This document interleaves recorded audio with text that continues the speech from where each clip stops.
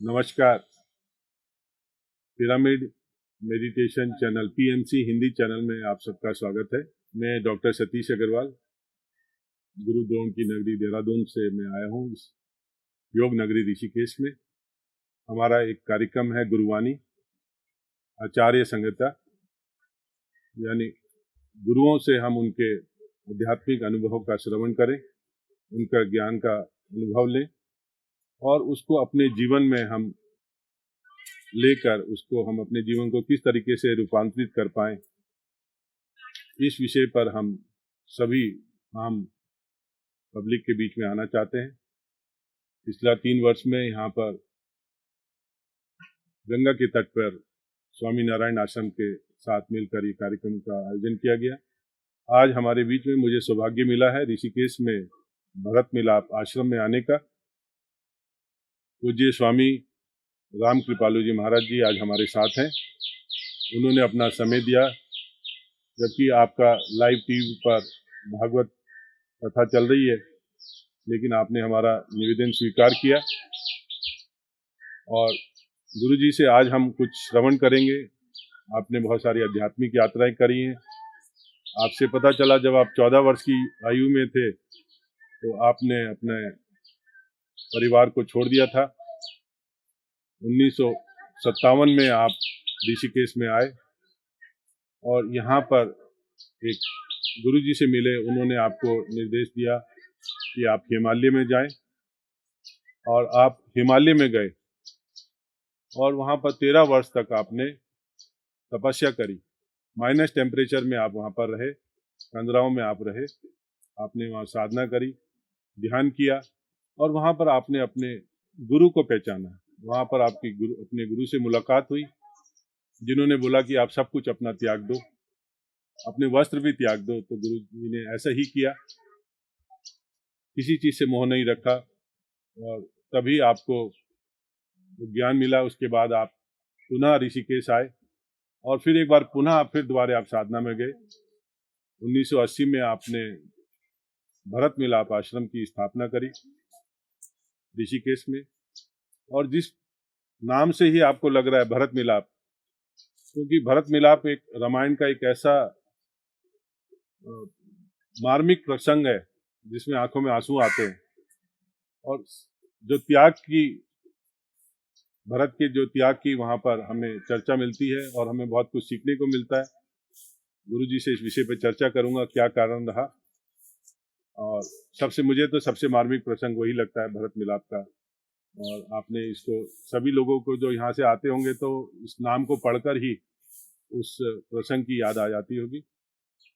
मैं सर्वप्रथम इस कार्यक्रम में गुरुजी से का स्वागत करना चाहूँगा। श्री राम। गुरुजी, हमारा सौभाग्य है, मैं अपने आप को बहुत सौभाग्यशाली समझता हूँ। जब आपके बारे में मैंने जाना तो आपने बहुत कैलाश मानसरोवर की यात्रा भी आपने करी, 7 बार आपने यात्रा कर चुके हैं। आपका 11 बार करने का आपका ध्येय है। तो भगवान शिव से हमारी यही प्रार्थना है आपका 11 आपका सकुशल पूरा हो जाए। और गंगा मैया के हम तट पे हैं, पतित पावनी गंगा मैया के तट पर हम आपसे संवाद करने का मौका मिला। पिरामिड स्पिरिचुअल सोसाइटी मूवमेंट का मैं धन्यवाद करता हूँ। उन्होंने मुझे कहा कि आपसे भेंट करें, आपसे संवाद करें। पिरामिड स्पिरिचुअल सोसाइटी मूवमेंट पूरे भारत में ही नहीं, विदेशों में भी लगातार ध्यान, शाकाहार और नॉन वायलेंस के ऊपर कार्य कर रहा है। घर घर में ध्यान के कार्यक्रम में जब हम लोग करते हैं तो इसी का ज़्यादा से ज़्यादा प्रचार हो, तो आपका संदेशा जो है डिजिटली लोगों के पास जाए और आपका जो अनुभव है, आध्यात्मिक अनुभव है, जो भक्ति मार्ग आपने अपनाया हुआ है, भक्ति मार्ग के माध्यम से किस तरीके से लोगों के जीवन में परिवर्तन आए, तो हम थोड़ा सा आप हमें आज विस्तार से बताएं। सर्वप्रथम आप थोड़ा सा अपने जीवन के बारे में बताएं, कैसे आप इस आध्यात्मिक क्षेत्र में आप आए और आपके जीवन में परिवर्तन आया और फिर आपने निश्चय किया कि और लोगों के जीवन में भी परिवर्तन आए। श्री राम मैं सब जग जानी, करहु प्रणाम जोरी जुग पानी, करहु प्रणाम जोरी जुग पानी.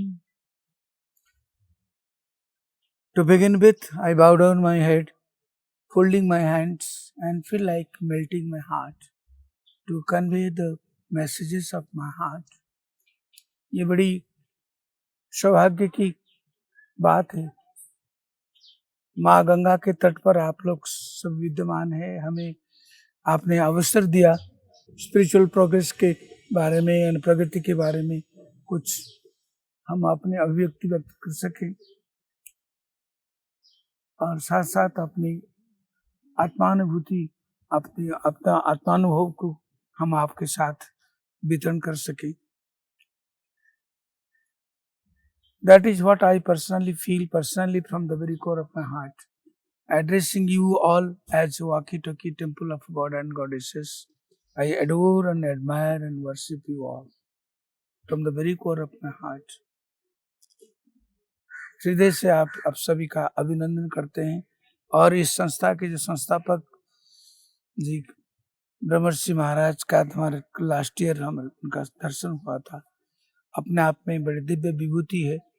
And God has made a kind of divine media to spread the message of divinity through such inspiring personality. I myself was quite influenced seeing of his most melting personality. ये आप सभी those who are under the influence of such great personality, you people are really fortunate enough. ये बड़ी सौभाग्य की बात है. आप सभी उससे महापुरुष के संपर्क में हैं और अपने अपने तन मन प्राण से प्रयास करके इस मानवीय अस्तित्व के द्वारा समग्र मैनकाइंड का मानव सभ्यता का जैसे विकास हो और इसमें अभिवृद्धि हो, ये इसके लिए आप लोग सब प्रयत्नशील है. हम भी ईश्वर से यही प्रार्थना करेंगे कि इस पिरामिड स्पिरिचुअल मूवमेंट के माध्यम से those who comes in touch with such great organization, definitely God will inspire them and help them and bless them to do the needful so that they could recognize the importance of this human birth. मानवीय अस्तित्व में ये pyramid spiritual movement के माध्यम से जो क्रियाकलाप, जो प्रेरणादायक आध्यात्मिक जीवन की जो विकास के लिए और उत्थान के लिए और प्रगति के लिए जो सब प्रेरणाएं मिलती है ब्रह्मर्षि महाराज से, ये निश्चित है कि ये बड़ी अपने जीवन में कुछ आत्मानुभूति के तरफ हम अपने को अनुभव कर सके. मानवीय अस्तित्व में हम कैसे अपने जीवन में उत्थान करें, विकास करें या प्रकाश करें, साथ साथ अपने जीवन के माध्यम से जगत की, समाज की और मानवता के कैसे हम कल्याण कर सकें. ये अपने आप में ये बड़ी अनुपम क्रिया है और ये क्रिया अगर किसी महापुरुष के माध्यम से और under the umbrella of such benign umbrella of such great master अगर किया जाए, निश्चित रूप में इसमें जो प्रगति में बड़ी तत्परता आती है और उसमें तीव्रता आती है. You will get a kind of immense cooling effect and get kind of inspiration. You can proceed more faster. Though that meeting was very short meeting, but I could feel from the very core of my heart, he was one of the unique, inspiring master, one who can influence the masses actually. कुछ ऐसे महान व्यक्तित्व होते हैं जिनके साक्षात दर्शन से कुछ ऐसी अनुभूतियां होती है and vibration also being created that you can feel some divine energy is passing through him to you and to the mankind. So partly I could feel that influence and impact, that divine magnetic energy was very much present there that I had experienced in his holy presence. So I myself हृदय से उनको नमन करता हूँ, हृदय से उनसे प्रार्थना करता हूँ कि उनकी व्यक्तित्व के माध्यम से मानव कल्याण हो और मानव समाज के उत्थान हो और मानव कैसे मानव अस्तित्व हम जी सके और मानवीय गुण को हम अपने जीवन में आत्मसात कर सके। ये बड़ी दुर्भाग्य की बात है इस समय जो विश्व में जो तामसिक प्रवृत्तियां बढ़ रही है कि आज नित्य आप प्रकाशित पेपर में, न्यूज़पेपर में या टीवी इत्यादि में जो हम सुनते हैं उसमें बड़ी ग्लानि होती है, पश्चाताप होता है, मानव में मानवता के अभाव हो गई है। ये बड़ी विडंबना है। जबकि हम मानसकार संत तुलसी के हम देखते हैं, भगवान जिनको हम अवतार मानते हैं, भगवान राम नित्य जीवन में कहते हैं प्रातः काल उठी कै रघुनाथा मातु पिता गुरु नावई माथा। The God himself, one who is the creator of the universe, that he could so humble and polite and soft and gentle. As soon as he gets up early in the morning, then he goes spontaneously, मातृदेव भवो पितृदेव भवो अतिथिदेव भवो आचार्य देव भवो प्रातः काल उठिकै रघुनाथा मातु पिता गुरु नावई माथा। ये हमारे भारतीय संस्कृति की ऋषि कुल आश्रम की मर्यादाएं, वो राज परिवार में मानवीय अस्तित्व में पदार्पण किए हैं और उनके जीवन चरित्र में आप देखें कि इतनी नम्रता और शीलता और इतनी क्षमाशीलता है कि वो सहजता से प्रातःकाल उठ के रघुनाथा मातु पिता गुरु नावई माता। ये हमारे भारतीय संस्कृति की जो है ना, ये महानता है, गरिमा है, ये गौरव है कि जिनको सारा जगत भगवान रूप में पूजा करता है, वो अपने आप में वो इतने विनय, इतने अपने सुशील, इतने नम्र हो सकते हैं कि वो अपने नित्य जीवन में सबसे पहले उठ करके अपने मातृदेव भव पितृदेव भव अतिथिदेव भव आचार्य देव भव। गुरुजी, हमारे जो आप रामायण काल की चर्चा कर रहे थे, त्रेता युग में उन्होंने भगवान राम का जो मर्यादा पुरुषोत्तम उन्होंने अपना रूप दिखाया, उस समय गुरुकुल होते थे, उन्होंने स्वयं जाके गुरुकुल में शिक्षा ग्रहण करी। लेकिन आज के वर्तमान परिस्थिति में हम देखते हैं कि उस टाइप के गुरुकुल ना तो उपलब्ध है, ना आज के जो पेरेंट्स हैं वो भी नहीं भेजना चाहते। यही और जो मॉडर्न जो हमारे रेजिडेंशियल स्कूल्स हैं उसमें जो बच्चों को भेजते हैं तो वहाँ पर वो रामायण नहीं पढ़ाई जाती है, ना उसके वो संस्कार पढ़ाए जाते हैं।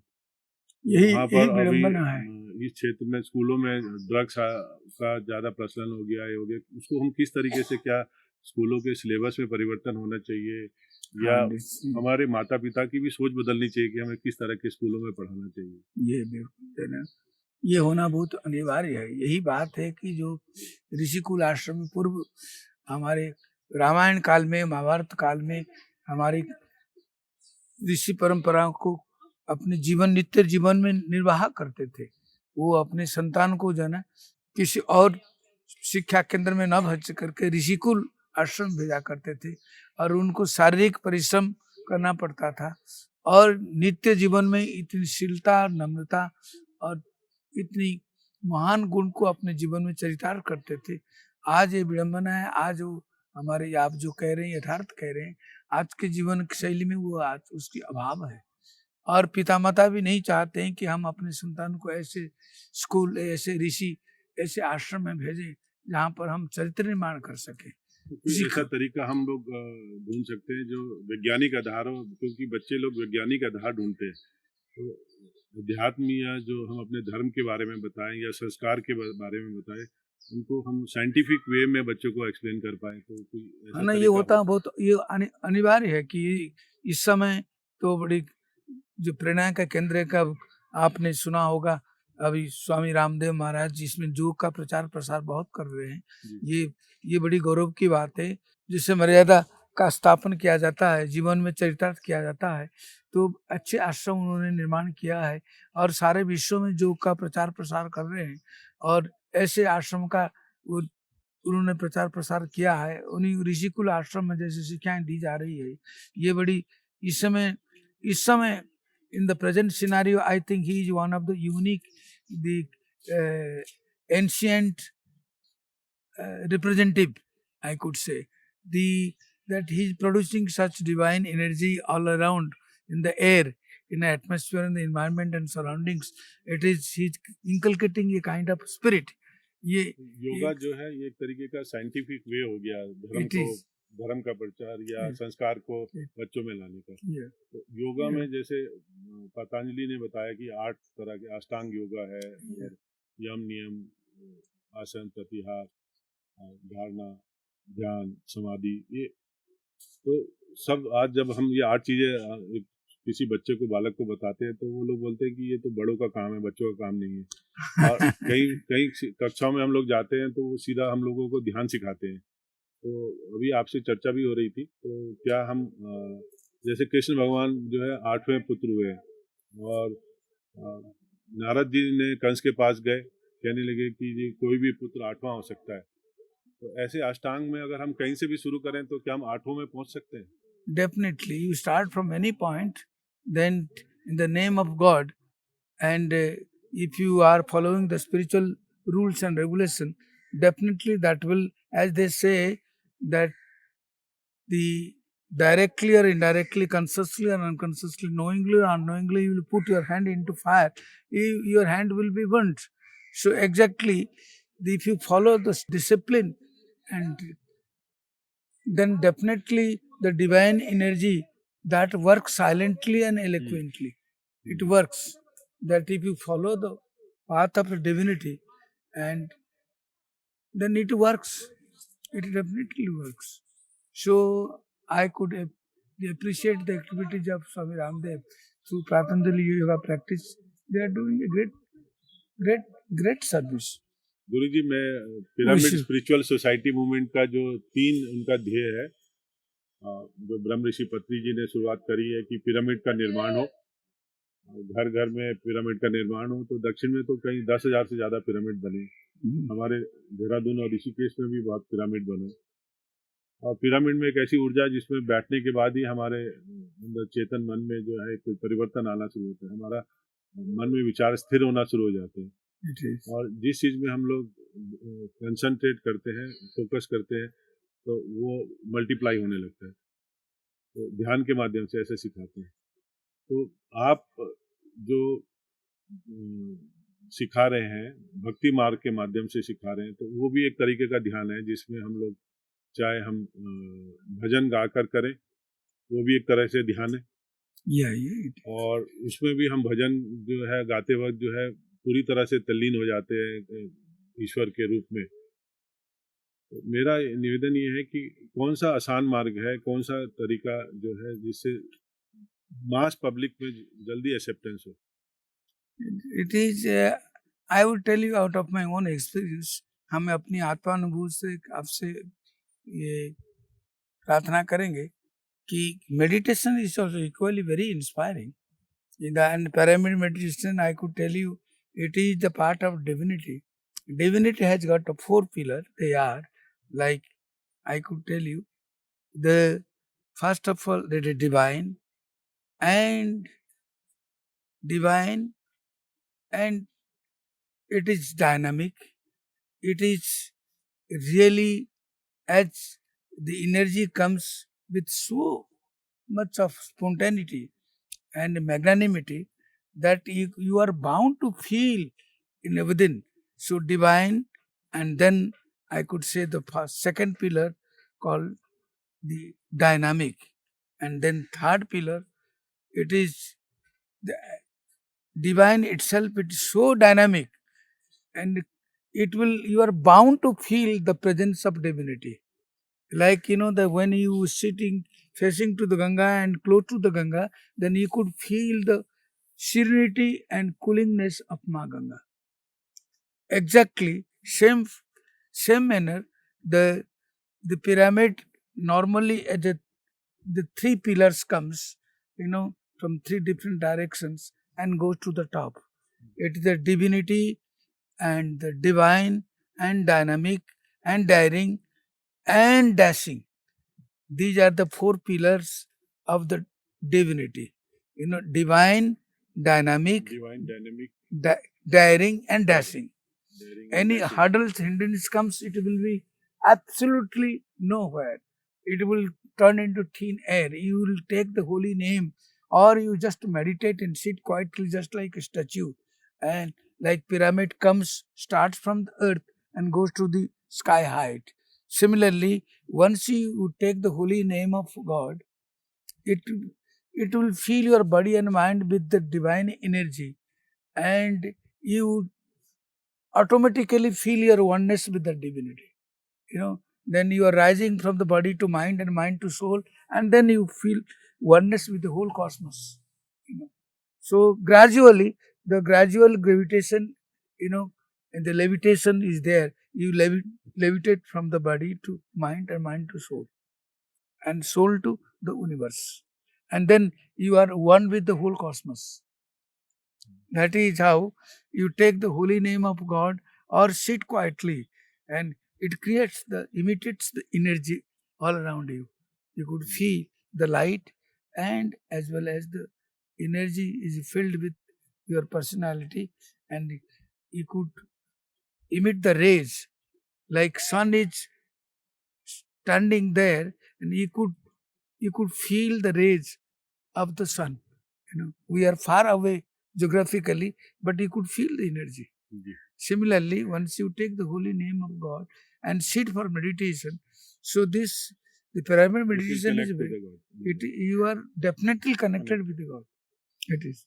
जैसे लोग चमत्कार की आशा रखते हैं, तो अध्यात्म में भी वो वहीं जाते हैं जहाँ पर जब हमारे जीवन में कष्ट आ जाता है, तो उस कष्ट के निवारण के बाद ही हम किसी गुरु के पास जाते हैं, उसके निवारण के बारे में पूछते हैं, फिर हमारे जीवन में परिवर्तन भी आता है। मेरे स्वयं के जीवन में कष्ट आने के बाद परिवर्तन आया, तो उस समय की जो एक आत्मा होती है, वो ऐसा लगता है कि वो आत्मा पीछे छूट गई है, कष्ट के बाद एक नई आत्मा ने जन्म लिया है, और वो जीवन भी दूसरा परिवर्तित जीवन होता है। तो इसमें हमारे कुछ प्रारब्ध का भी खेल होता है कुछ। Undoubtedly, it is the link of the your accumulated karmas of the past, what we call fate or destiny. That works silently. Sometimes you yourself could feel that it is coming.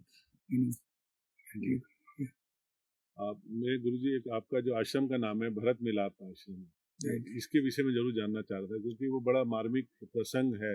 It is, Bharat starts for Jivatma, and the ultimate God starts for Ram. They say, 4 मिले 64 खिले 20 रहे करजोर, श्री राम से भरत मिले पुलके 7 crore. That is a couplet written by Sant Tulsi. 4 मिले, the 4 eyes of Rama and 4 eyes of Bharata.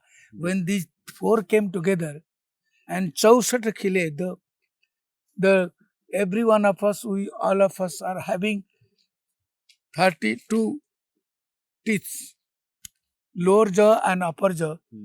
Altogether 32 teeth are there. She says, 4 मिले 64 खिले, 20 रहे करजोर. The 10 fingers of Rama and 10 fingers of Bharata, they come and together they embrace each other. They start hugging each other so tightly. 4 मिले 64 खिले 20 रहे करजोर, श्री राम से भरत मिले पुलके 7 crore. The you and me, every individual, they are supposed to have 3.5 crores of the hair. It starts when you are inspired with a kind of feeling. All the hairs, they start to their end. In a pulake 7 karur, then you are so, elevated and delighted and inspired. All the hairs, they are standing to their end. That is called romanchit ho jana, pulakit ho jana, pulake 7 crore. So the people, they are coming from various, what you call troubles and problems. And when they come to their master and they meet their master, and they become so automatically, they become so humble and polite and soft and gentle. They put their head at your feet, and they could feel something divine is entering into their system. So that milap, that meeting, it dispels all the anxiety and tension from your heart and head. It makes you feel more lighter and brighter and more fragrant. That is how it happens. In Bharat Milap means the Jiva goes and meet with that ultimate energy to God. Then he is definitely beyond of this body and mind. And then he feels his oneness with cosmic energy. That is Bharat Milap. जी सब लोग जानते हैं हम ब्रह्मास्मि हमारे अंदर ही एक भगवान है. That is, भगवान को ढूंढने के लिए फिर हम हिमालय क्यों जाते हैं? you know, when you press the udder of the cow, then you can get the milk. But you can't get the milk from every part of the cows. That is particular then. And then you should know the technique and method and means and device how to press the udder so that you can get the milk out of it. You know. So that is how, see, the mouth is there. The mouth is an instrument through which we could speak out. You know. So similarly, there are particular, and in order to feel the coolness of Ganga, we have to be more close to Ganga. Close to Ganga. So there are places it actually accumulates some divine energy. That is the reason for which if you go to the Himalaya, there are certain places you could feel more the power of divinity. They are certainly they are the power points on the planet. Definitely it is. जहाँ पर हम जाके charge हो जाते हैं. Undoubtedly it is. It is. Ganga में स्नान करने से पाप भी धुलते हैं. It is. You like physically you could feel the coolness of Ganga. Similarly, that it cools your body and mind. You know, देखत श्यामल धवल हिलारे पुलक शरीर भरत कर जोरे गंग सकल मुद मंगल मूला सब सुख करनी हरनी सब सूला जाकर नाम लेत जग माही सकल मंगल मूलन साही. The moment you utter the name of Ganga itself, that you could feel some coolness of it. Very utterance of name of Ganga, that has certain impact and influence in your body and mind. हमारे चारों तरफ का जो वातावरण होता है वो भी हमारे साथ संवाद करता है. Definitely. पानी के पास है, चाहे पहाड़ के पास है. मैं आपका हार्दिक धन्यवाद करता हूँ. बहुत बहुत धन्यवाद. और सभी साथियों को मैं कहना चाहता हूँ, गुरुजी ने आज हमें समय दिया, बहुत कीमती समय था और आपने अध्यात्म के बारे में चर्चा करी. प्रभु का नाम लेके अगर हम अपना ध्यान शुरू करें तो हम प्रभु से तुरंत कनेक्ट कर सकते हैं और जैसे ही हम लोग कनेक्ट करते हैं तो हमारे अंदर शरीर के अंदर भी आंतरिक संवाद शुरू हो जाता है और वो आंतरिक संवाद से हम लोग अपने शरीर की जो भी व्याधियां हैं या कष्ट है वो दूर कर सकते हैं. तो भक्ति मार्ग के माध्यम से गुरुजी जो है ध्यान भी सिखा रहे हैं, लोगों में चेतना भी जगा रहे हैं. तो मैं आपका हार्दिक धन्यवाद करता हूँ. इस सप्ताह हम गुरुजी से मिले, अगले सप्ताह हम पुनः एक महापुरुष से संवाद करेंगे. तब तक के लिए आप सभी का बहुत बहुत धन्यवाद. देखते रहिए पिरामिड न्यूज चैनल. बहुत बहुत धन्यवाद आप सभी को.